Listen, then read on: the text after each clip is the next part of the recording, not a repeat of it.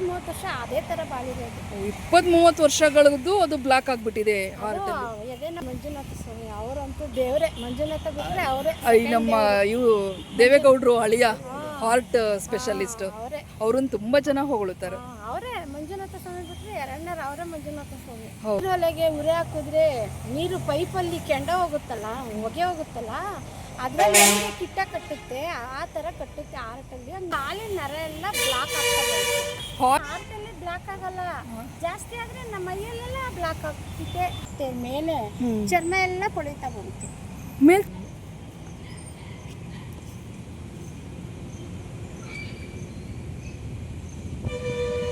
Full ಉದ್ದಕ್ಕೂ ಮಾಡಿದಾರಲ್ಲ, ಎರಡು ಒಟ್ಟಿಗೆ ಅಲ್ಲ, ಒಂದೊಂದು ತಿಂಗಳು ಹೆಚ್ಚು ಕಮ್ಮಿನಲ್ಲಿ. ಬೇರೆ ಯಾರು ಮಾಡಬಾರ್ದು ಇಂಥದ್ದು. ಯಾರು ಬುದ್ಧಿ ಹೇಳ್ದಾಗ ತಿಳ್ಕೊಂಡ್ಬಿಟ್ರೆ ಜೀವನ ಎಲ್ಲ ಉಳಿಯುತ್ತೆ. ನೋವು ಆಗುತ್ತೆ, ಬೇಜಾರಾಗುತ್ತೆ. ಇಬ್ರು ಹೆಣ್ಮಕ್ಳಿದ್ದಾರೆ, ಒಬ್ಳಿಗೆ ಮದುವೆ ಮಾಡಿದ್ದೀವಿ, ಇನ್ನೊಬ್ಳು ಮದುವೆ ಮಾಡಬೇಕು. ಬೇಜಾರು ಆಗುತ್ತೆ ಹಿಂಗೆ ಮಾಡ್ಕೊಂಡ್ರಲ್ಲ ಅಂತ. ಮತ್ತೂ ಅದೇ ಕೆಲಸ ಮಾಡಬಾರ್ದು.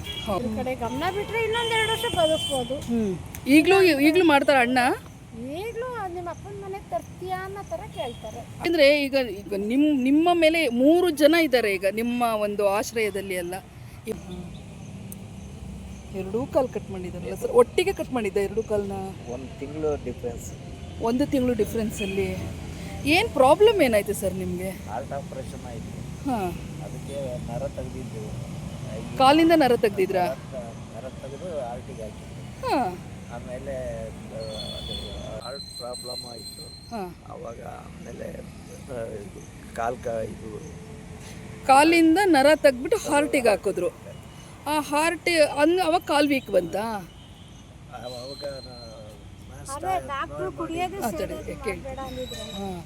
ಆ ಹಾರ್ಟಿನ ಈ ಕಾಲಿನ ನರ ತೆಗೆದು ಹಾರ್ಟಿಗೆ ಹಾಕಿದ್ರು, ಕಾಲು ವೀಕ್ ಬಂತು. ಹಾರ್ಟ್ ಪ್ರಾಬ್ಲಮ್ ಆಗೋಕ್ಕೆ ಏನು ಕಾರಣ? ಏನಾರು ಒಂದು ಕಾರಣ ಇರಬೇಕಲ್ಲ. ಅದು ವಂಜಕ್ಷಕ ಹೇಳ್ತಾರೆ ಕರೆಕ್ಟಾಗಿ. ಹೇಳಿ ವಂಜಕ್ಷಕ. ಹಾಯ್ ಫ್ರೆಂಡ್ಸ್, ನಾನು ನಿಮ್ಮ ಯೂಟ್ಯೂಬ್ ಗೆಳತಿ ಆಶಾರಾಣಿ ಮಲೆನಾಡು ಹುಡುಗಿ. ನನ್ನ ಯೂಟ್ಯೂಬ್ ಚಾನಲ್ಗೆ ನಿಮಗೆಲ್ಲ ಮತ್ತೊಮ್ಮೆ ಸ್ವಾಗತ. ಸ್ನೇಹಿತರೆ, ಮನುಷ್ಯನಿಗೆ ಹವ್ಯಾಸ ಅಭ್ಯಾಸಗಳು ಖಂಡಿತ ಇರಬೇಕು. ಆದರೆ ಅದು ಒಳ್ಳೆಯ ಅಭ್ಯಾಸ, ಒಳ್ಳೆಯ ಹವ್ಯಾಸ ಆಗಿರಬೇಕು. ಯಾವುದೇ ದುರಭ್ಯಾಸ ಆಗಿರಬಾರ್ದು. ಕೆಲವರು ಮನುಷ್ಯರು ತುಂಬ ಒಳ್ಳೆಯವರು ಇರ್ತಾರೆ, ಗುಣದಲ್ಲಿ ತುಂಬ ಒಳ್ಳೆಯವರು ಇರ್ತಾರೆ. ಅವರಿಗೆ ಪ್ರೀತಿ, ವಿಶ್ವಾಸ, ಕರುಣೆ ಎಲ್ಲ ಇರುತ್ತೆ. ಆದರೆ ಅವರು ಕಲಿತ ದುರಭ್ಯಾಸಗಳು ಅವ್ರನ್ನ ಸಂಪೂರ್ಣವಾಗಿ ಮುಳುಗಿಸ್ಬಿಡುತ್ತೆ, ಜೀವನನೇ ಹಾಳು ಮಾಡುತ್ತೆ ಅನ್ನಲಿಕ್ಕೆ ಇದೊಂದು ಉದಾಹರಣೆ ನಾನು ಇವ್ರನ್ನ ತೋರಿಸ್ತಾ ಇದ್ದೀನಿ. ಇವರು ನಮ್ಮ ಆಯುರ್ವೇದ ಹಾಸ್ಪಿಟ್ಲಲ್ಲಿ ಅಡ್ಮಿಂಟ್ ಆದಂತಹ ದಂಪತಿಗಳು. ತುಂಬ ಒಳ್ಳೆಯವರು, ತುಂಬ ಒಂಥರ ವಿಶ್ವಾಸ, ಒಂಥರ ಪ್ರೀತಿ ಎಲ್ಲ ರೀತಿಯಲ್ಲೂ ಇದೆ. ಒಳ್ಳೆಯ ವ್ಯಕ್ತಿ. ಆದರೆ ಅವರು ಕಲಿತಂತಹ ಕೇವಲ 2 ದುರಭ್ಯಾಸಗಳು ಅವರಿಗೆ ಎಷ್ಟು ಅದು ಅಡಿಕ್ಟ್ ಆಗಿತ್ತು ಅಂತ ಹೇಳಿದ್ರೆ, ಅವರು ತಮ್ಮ ಜೀವನದಲ್ಲಿ, ತಮ್ಮ ದೇಹದಲ್ಲಿ ಏರುಪೇರಾಗ್ತಾಯಿದ್ರು, ಅವನತಿ ಹೋಗ್ತಾಯಿದ್ರು. ಆ ದುರಭ್ಯಾಸ ಬಿಡಲಿಕ್ಕೆ ರೆಡಿ ಇರಲಿಲ್ವಂತೆ. ಆದರೆ ವ್ಯಕ್ತಿ ಮಾತ್ರ ತುಂಬ ಒಳ್ಳೆಯವರು. ಆ ವ್ಯಕ್ತಿಯ ಆ ದುರಭ್ಯಾಸದಿಂದ ತಮ್ಮ ಜೀವನವನ್ನು, ತಮ್ಮ ದೇಹವನ್ನು ಹೇಗೆ ಕಳ್ಕೊಂಡ್ರು, ಹೇಗೆ ಅಂಗಹೀನರಾದರು. ಅವರು ಅಂಗಹೀನರಾದರು. ಆದರೆ ಆ ಮನೆಯ ಯಜಮಾನನೇ ಆ ಥರ ಆದಾಗ ಮನೆಯವರ ಸ್ಥಿತಿ ಹೇಗೆ ಅಂತೇಳಿ ಇದೊಂದು ಸಂಪೂರ್ಣ ಉದಾಹರಣೆ. ಸ್ನೇಹಿತರೆ, ಈ ಒಂದು ವಿಡಿಯೋ ನೋಡಿದ ಯಾರೇ ಆದರೂ ಸಹ ನಿಮ್ಮ ಲೈಫಲ್ಲಿ ಯಾವುದೇ ದುರಭ್ಯಾಸ ಇದ್ದರೂ ಬಿಟ್ಟು ತಮ್ಮ ಸಂಸಾರವನ್ನು, ತಮ್ಮ ಜೀವನವನ್ನು, ತಮ್ಮ ದೇಹವನ್ನು ಉಳಿಸ್ಕೊಳ್ಳಿ ಅಂತೇಳಿ ಈ ವಿಡಿಯೋ ನಾನು ಮಾಡ್ತಾಯಿದ್ದೀನಿ.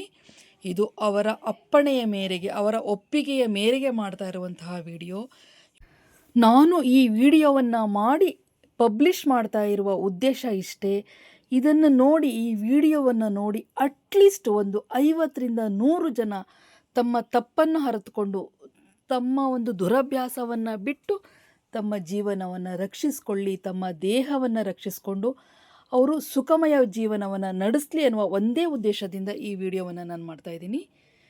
ನನ್ನ ಈ ವಿಡಿಯೋ ನೋಡಲಿಕ್ಕೂ ಮುಂಚೆ ಯಾರು ನನ್ನ ಚಾನಲ್ಗೆ ಫಸ್ಟ್ ಟೈಮ್ ಬಂದಿದ್ದೀರಾ, ನನ್ನ ವಿಡಿಯೋವನ್ನು ಯಾರು ಹೊಸದಾಗಿ ನೋಡ್ತಾ ಇದ್ದೀರಾ, ದಯವಿಟ್ಟು ಸಬ್ಸ್ಕ್ರೈಬ್ ಮಾಡ್ಕೊಂಡು ನೋಡಿ. ಇಷ್ಟ ಆದಲ್ಲಿ ಒಂದು ಲೈಕ್ ಮಾಡಿ, ನಿಮಗೆ ಏನು ಅನ್ನಿಸ್ತು ಅಂತೇಳಿ ಕಾಮೆಂಟ್ ಮೂಲಕ ತಿಳಿಸಿ. ದಯವಿಟ್ಟು ಶೇರ್ ಮಾಡಿ ಫ್ರೆಂಡ್ಸ್. ನೀವು ಶೇರ್ ಮಾಡುವ ಒಂದು ವಿಡಿಯೋ ಎಷ್ಟೋ ಜನಗಳ ಮನಸ್ಸು ಪರಿವರ್ತನೆ ಆಗಲಿಕ್ಕೆ ಸಹಾಯ ಆಗುತ್ತೆ. ಎಷ್ಟೋ ಜನರ ಮನಸ್ಸು ಪರಿವರ್ತನೆ ಆದರೆ ಅವರ ಜೀವನ ಉಳಿಯುತ್ತೆ. ಹಾಗಾಗಿ ಈಗ ಹೇಳಿ, ಈಗ ನಿಮ್ಮ ಯಜಮಾನ್ರ ಹೆಸರೇನು? ರಂಗನಾಥ್. ನೀವು ಮಿಸಸ್ ಹೆಸರು? Love marriage arrange marriage? Arrange marriage. First ನೋಡಿದ್ದೆಲ್ಲಿ? ಮನೇಲೆ ಈ ಹೆಣ್ಣು ನೋಡಕ್ಕೆ ಬಂದಿದ್ರು, ಅದಕ್ಕೂ ಮುಂಚೆ ಎಲ್ಲೂ ನೋಡಿಲ್ಲ. ಫಸ್ಟ್ ನಮ್ಮ ಹುಡುಗಿನ ನೋಡಿದ ತಕ್ಷಣ ನಿಮ್ಗೆ ಏನು ಅನ್ನಿಸ್ತು ಹೇಳಿ? ಅಲ್ಲಲ್ಲ, ಅವ್ರಿಗೆ ಕೇಳ್ತಾ ಇದ್ದೀನಿ. ಫಸ್ಟ್ ನಮ್ಮ ಹುಡುಗಿನ ನೋಡಿದ ತಕ್ಷಣ ನಿಮ್ಗೆ ಏನು ಅನ್ನಿಸ್ತು? ಒಪ್ಪಿಗೆ ಆಯ್ತು ಅಷ್ಟೇ. ಅಲ್ಲ, ಫಸ್ಟ್ ಹುಡುಗಿನ ನೋಡಿದ ತಕ್ಷಣ ಒಂಥರ ಮನಸ್ಸಿಗಲ್ಲಿ ಏನೋ ಒಂಥರ ಬರುತ್ತಲ್ವ ನಿಮಗೆ, ಅದೇನು ಅಂತ ಹೇಳಿ. ಪರವಾಗಿಲ್ಲ, ನಾವೇನು ಅಂದ್ಕೊಳ್ಳಲ್ಲ. ಹೇಳಿ ಖುಷಿ ಆಯ್ತು ಅಷ್ಟೇ. ಬರೀ ಖುಷಿ ಆಯ್ತು ಅಷ್ಟೇ. ಸಿಕ್ಕರೆ ಇಂಥ ಹುಡುಗಿನೇ ಸಿಗ್ಬೇಕು ನನಗೆ, ಆದರೆ ಇವ್ರನ್ನೇ ಆಗಬೇಕು ಅಂತ ಅನ್ನಿಸ್ತು. ಅಷ್ಟೇ. ಒಪ್ಪಿಗೆ ಅಂತ ಹೇಳಿಬಿಟ್ರಿ. ನಿಮಗೇನು ಅನ್ನಿಸ್ತು? ನನಗೇನು ಅನ್ನಿಸ್ಲಿಲ್ಲ. ಅಮ್ಮ ಅಪ್ಪಾಜಿ ಒಪ್ಪಿದ್ರು, ನಾನು ಒಂದೇ. ಹಾಂ. ಅವ್ರು ಹೇಳಿದ್ರೆ ಮೂವಂದಿರಲ್ಲ, ಆದರೂ ಒಂದು ಸಲ ಹಿಂಗೆ ನೋಡಿರ್ತೀರಾ, ಹುಡುಗ ಹೆಂಗಿದ್ದಾನೆ ಅಂತ ನೋಡಿರ್ತಾರ. ಹುಡುಗ ಚೆನ್ನಾಗಿದ್ದಾನೆ, ಪರವಾಗಿಲ್ಲ, ಹಾಗೆಲ್ಲ ಅನ್ಸಿರುತ್ತಲ್ವಾ? ಅನ್ಸಿರುತ್ತೆ ತಾನೇ? ಹಾಂ. ನೋಡಿದ ತಕ್ಷಣನೇ ಇಷ್ಟ ಆಗ್ಬಿಟ್ರಾ? ಸರಿ. ಫಸ್ಟ್ ಮಾತಾಡಿಸ್ತಾರೆ ಯಾರು ನಿಮ್ಮಿಬ್ಬರಲ್ಲಿ? ಅವರೇ ಫಸ್ಟು ನಿಮ್ಮಿಬ್ಬರಲ್ಲಿ ಫಸ್ಟ್ ಮಾತಾಡ್ಸಿದ್ಯಾರು? ಏನಂತ ಹೇಳಿದ್ರಿ? ಸುಳ್ಳು ಹೇಳ್ಬೇಡಿ. ಫಸ್ಟ್ ಏನು ಹೇಳಿದ್ರಿ? ಹಾಂ, ಏನೋ ಒಂದು ಹೇಳಿರ್ತೀರ. ಅಯ್ಯೋ, ಮಾತಂದ್ರಲ್ಲಿ ಏನೋ ಪದ ಇರುತ್ತಲ್ವಾ? ಆ ಪದ ಏನು? ಇದು ನಾಚ್ಕೋತಾ ಇದ್ದೀರ ನೀವು, ಸುಮ್ಮನೆ. ಮತ್ತೆ ಇಲ್ಲಪ್ಪ, ಫಸ್ಟ್ ಗಂಡ ಮಾತಾಡ್ಸಿದ್ದು ಹೆಂಡ್ತಿ ಮರಿಯಲ್ಲ, ಫಸ್ಟ್ ಹೆಂಡ್ತಿ ಮಾತಾಡ್ಸಿದ್ದು ಗಂಡ ಮರಿಯಲ್ಲ. ಏನು ಹೇಳಿದ್ರಿ? ಯಾವೆಲ್ಲ ಹೇಳಿಲ್ಲ. ಹೇಳೇ ಇಲ್ವಾ? ನಿಜವಾಗ್ಲೂ? ಇವಾಗ ನಮ್ಮ ಎದುರಿಗೆ ನೀವು ಹೇಳಲೇಬೇಕು. ಎಂಥ ಅನ್ಯಾಯ ಮಾಡಿದ್ದೀರ ನೀವು. ಹಾಂ, ಇಷ್ಟು ವರ್ಷ ಆದರೆ ನೀವು ಹೇಳಿಲ್ಲ ಅಂದರೆ ಈಗ ನಮ್ಮ ಎದುರುಗಡೆ ನೀವು ಹೇಳಲೇಬೇಕು. ಹೇಳಿ. I love you. ಸೂಪರ್. ಈಗ ನೀವು ಹೇಳಿ. ಈಗ ನೀವು ಹೇಳಿ. ಇಬ್ರು ಮೆಚ್ಚಿ ಮದುವೆಯಾಗಿದ್ದಾರೆ. ಹೌದು, ಒಂದೇ ಊರವ್ರೆ. ಒಂದೇ ಜನಾಂಗನೇ, ಕ್ಯಾಸ್ಟು ಜನಾಂಗ ಒಂದನ್ನೇ ನೋಡೋದು. ಈಗ ನೀವು ಹೇಳಲೇಬೇಕು. ಪಾಪ ಅವ್ರು ಅಷ್ಟು ಹೇಳಿದ್ರು, ಹೇಳಬೇಕು. ಇಲ್ಲ, ಹೇಳಬೇಕು. ನನಗಲ್ಲ, ಅವರಿಗೆ. ಸೂಪರ್. ಸ್ನೇಹಿತರೆ, ಇಷ್ಟು ಖುಷಿಯಾಗಿರುವ ದಂಪತಿಗಳ ಬಾಳಲ್ಲಿ ಒಂದು ಬಿರುಗಾಳಿ ಎದ್ದಿದೆ. ಆ ಬಿರುಗಾಳಿ ಏನು, ಯಾಕೆ ಬಂತು, ಅವರ ಬಾಯಲ್ಲೇ ಕೇಳೋಣ ಬನ್ನಿ. ಸರ್, ನಿಮ್ಮ ಹೆಸರು ಹೇಳಿ. ರಂಗನಾಥ್. ಯಾವ ಊರು? ಹೊಸದುರ್ಗ. ಸರ್, ನಿಮಗೆ 2 ಕಾಲಿಗೆ ಕಟ್ ಮಾಡಿದ್ದಾರೆ ಅಲ್ವಾ? ತುಂಬ ಬೇಜಾರದ ಸಂಗತಿ ಯಾಕೆ ಇದು? ನನಗೂ ತುಂಬ ಬೇಜಾರದ ಸಂಗತಿ ಯಾಕೆ ಅಂದರೆ, ನಾನಿವತ್ತು ನಿಮ್ಮದು ಹಳೆ ಫೋಟೋಗಳನ್ನು ನೋಡಿದೆ, ನಿಮ್ಮಿಬ್ರದ್ದು ನೋಡಿದೆ. ಜಸ್ಟ್ 3 ತಿಂಗಳು 4 ತಿಂಗಳು 1 ವರ್ಷ 2 ವರ್ಷದಿಂದ ಎಲ್ಲ ನೀವು ತುಂಬ ಚೆನ್ನಾಗಿದ್ದು, ಈಗ ನೀವು ಹೀಗಿದ್ದೀರಾ ಅಂದರೆ ನಂಗೆ ತುಂಬ ಅಂದರೆ ಮನಸ್ಸಿಗೆ ಫೀಲ್ ಆಯಿತು. ಮಾತ್ರ ಸಖತ್ ಫೀಲ್ ಆಯಿತು. ವಂಜಕ್ಷಕನ ನೋಡೂ ಫೀಲ್ ಆಯಿತು, ನಿಮ್ಮನ್ನು ನೋಡೂ ಫೀಲ್ ಆಯಿತು. ಇದಕ್ಕೆ ಏನು ಕಾರಣ? ಈ ಥರ ಆಗಲಿಕ್ಕೆ ಕಾರಣ ಏನು? ಹಾರ್ಟ್ ಪ್ರಾಬ್ಲಮ್ ಆಯಿತು. ಹಾಂ. ಆವಾಗ ಆಮೇಲೆ ಕಾಲಿಂದ ನರ ತೆಗ್ಬಿಟ್ಟು ಹಾರ್ಟಿಗೆ ಹಾಕಿದ್ರು. ಆ ಹಾರ್ಟ್ ಅವಾಗ ಕಾಲು ವೀಕ್ ಬಂತಾ? ಆವಾಗ ಆ ಈ ಕಾಲಿನ ನರ ತೆಗೆದು ಹಾರ್ಟಿಗೆ ಹಾಕಿದ್ರು, ಕಾಲು ವೀಕ್ ಬಂತು. ಹಾರ್ಟ್ ಪ್ರಾಬ್ಲಮ್ ಆಗೋಕ್ಕೆ ಏನು ಕಾರಣ? ಏನಾರು ಒಂದು ಕಾರಣ ಇರಬೇಕಲ್ಲ. ಅದು ವಂಜಕ್ಷಕ ಹೇಳ್ತಾರೆ ಕರೆಕ್ಟಾಗಿ. ಹೇಳಿ ವಂಜಕ್ಷಕ. ಹಾರ್ಟ್ ಪ್ರಾಬ್ಲಮ್ ಆಗ ಆಗಕ್ಕೆ ಕಾರಣ ಇನ್ನೇನು ಅವರು ಕುಡಿಯೋದು ಸೇದೋದು ಭಾಳ ಮಾಡೋರು. ಒಬ್ರು ಕುಡಿಯೋದು, ಒಬ್ರು ಮನುಷ್ಯ ಕುಡಿತಾರೆ ಸೇರ್ತಾರೆ, ಆದರೆ ಇವರು 2-3 ಜನ ಅಷ್ಟು ಸೇದೋದು ಕುಡಿಯೋದು ಮಾಡಿ ಯಾವಾಗಲೂ ಕೈಯಲ್ಲಿ ಇರಲೇಬೇಕು, ಯಾವಾಗಲೂ ಡ್ರಿಂಕ್ಸ್ ಇರಲೇಬೇಕು ಅನ್ನೋ ಥರ ಇದ್ಬಿಟ್ರು. ಅವ್ರು 20-30 ವರ್ಷ ಅದೇ ಥರ ಬಾಳಿರೋದು. 20-30 ವರ್ಷಗಳದ್ದು ಅದು ಬ್ಲಾಕ್ ಆಗಿಬಿಟ್ಟಿದೆ. ಎದೆ ನಾವು ಬಂತು 2 ವರ್ಷ, 2 ವರ್ಷ ಇಲ್ಲೆಲ್ಲೇ ಆಸ್ಪತ್ರೆಗೆ ತೋರಿಸಿದ್ವಿ. ಆಮೇಲೆ ಒಂದೇ ಸಲ ಬ್ಲಾಕ್ ಆಗಿದ್ದು ಉಸಿರಾಡಕ್ಕೆ ಆಗ್ತಿರ್ಲಿಲ್ಲ. ಜಯದೇವ ಹಾಸ್ಪಿಟ್ಲಿಗೆ ಹೋದ್ವಿ, ಬೆಂಗಳೂರಿಗೆ ಜಯದೇವ ಹಾಸ್ಪಿಟ್ಲಿಗೆ ಹೋದ್ವಿ. ಅಲ್ಲಿ ಮಂಜುನಾಥ ಸ್ವಾಮಿ ಅವರಂತೂ ದೇವರೇ. ಮಂಜುನಾಥ ಬಿಟ್ಟರೆ ಅವರೇ. ನಮ್ಮ ಇವು ದೇವೇಗೌಡರು ಅಳಿಯ ಹಾರ್ಟ್ ಸ್ಪೆಷಲಿಸ್ಟ್, ಅವ್ರನ್ನ ತುಂಬಾ ಜನ ಹೊಗಳುತ್ತಾರೆ. ಅವರೇ ಮಂಜುನಾಥ ಸ್ವಾಮಿ ಬಿಟ್ಟರೆ ಎರಡನೇರು ಅವರೇ ಮಂಜುನಾಥ ಸ್ವಾಮಿ. ಹೌದು, ಅವರು ಒಟ್ಟು ಚೆನ್ನಾಗಿ ಬಡವರಿಗೆಲ್ಲ ಚೆನ್ನಾಗಿ ನೋಡ್ಕೊಂಡ್ರು. ಇವರು ಸೇದೋದು ಆಪ್ರೇಷನ್ ಮಾಡಿದ್ರು. ಸೇದಬಾರ್ದು, ಕುಡಿಬಾರ್ದು, ನೀರೊಲೆಗೆ ಉರಿ ಹಾಕಿದ್ರೆ ನೀರು ಪೈಪಲ್ಲಿ ಕೆಂಡ ಹೋಗುತ್ತಲ್ಲ, ಹೊಗೆ ಹೋಗುತ್ತಲ್ಲ, ಅದರಲ್ಲಿ ಕಿಟ್ಟ ಕಟ್ಟುತ್ತೆ, ಆ ಥರ ಕಟ್ಟುತ್ತೆ ಆರ್ಟಲ್ಲಿ. ಅದು ಕುಡಿಬೇಡ್ರಿ, ಸೇದಬೇಡ್ರಿ. ಮನೆಗೆ ಬಂದಮೇಲೆ ಮತ್ತು ಅದನ್ನು ಕಂಟಿನ್ಯೂಸ್ ಕುಡಿಯೋದು ಸೇದೋದು ಮತ್ತೆ ಈಗ ಹಾರ್ಟ್ ಆಪರೇಷನ್ ಆದ್ಮೇಲೂ ಸಹ ಮಾಡಿದ್ದಾರೆ. ಆದಮೇಲೆ ನಾನು ಹೇಳೋದು ಮತ್ತೆ ಹೇಳ್ತಾರೆ ಅದನ್ನು ಆವಾಗ ಕಾಲಿನ ನರ ಎಲ್ಲ ಬ್ಲಾಕ್ ಆಗ್ತದೆ. ಹಾರ್ಟಿಂದು ನರ ತೆಗ್ದಿರಿದ್ರಲ್ಲ ಹಾರ್ಟಿಗೆ, ಆ ನರ ಬ್ಲಾಕ್ ಆಗ್ತಾ ಬಂತು. ಕೆಳಗಡೆ ಕಾಲುಗಳು ಬರೀ ಹಾರ್ಟಲ್ಲಿ ಬ್ಲಾಕ್ ಆಗಲ್ಲ, ಜಾಸ್ತಿ ಆದ್ರೆ ನಮ್ಮ ಮೈಯಲ್ಲೆಲ್ಲ ಬ್ಲಾಕ್ ಆಗ್ತಿದೆ. ಹೌದಾ? ಮೈಕೈ ಯಾತಕ್ಕೆ ನೋವು ಬರುತ್ತೆ ಅಂದ್ರೆ ಹೊಗೆ ಅಲ್ಲಲ್ಲೇ ತುಂಬಿಕೊಂಡು ಅವರಿಗೆ ಕಾಲಲ್ಲೇ ಬ್ಲಾಕ್ ಆಗ್ತಾ ಬಂದಿದ್ದಾವೆ. ನಮಗೆ ಅದು ಗೊತ್ತಿಲ್ಲ. ಕಾಲು ನೋವು ಅಂತಿದ್ರು. ಆಸ್ಪತ್ರೆಗೆ ಹೋದ್ವಿ, ಜಯದೇವಕ್ಕೆ ಹೋದ್ವಿ.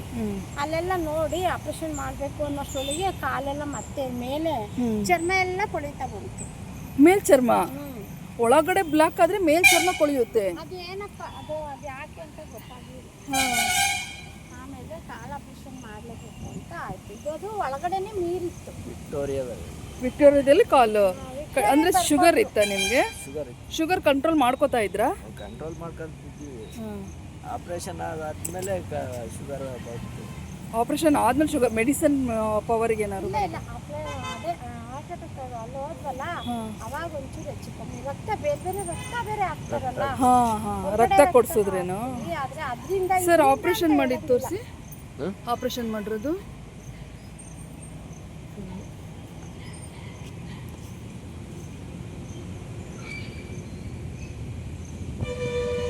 ಫುಲ್ ಉದ್ದಕ್ಕೂ ಮಾಡಿದಾರಲ್ಲ. ಆಪರೇಷನ್ ಆಗ 12 ವರ್ಷ ಆಯ್ತು. ಕಾಲು ತೆಗ್ದು 3 ವರ್ಷ. ಕಾಲು ತೆಗ್ದು ಎರಡು ಒಟ್ಟಿಗೆ ಎಲ್ಲ ಒಂದೊಂದು ತಿಂಗಳು ಹೆಚ್ಚು ಕಮ್ಮಿನಲ್ಲಿ.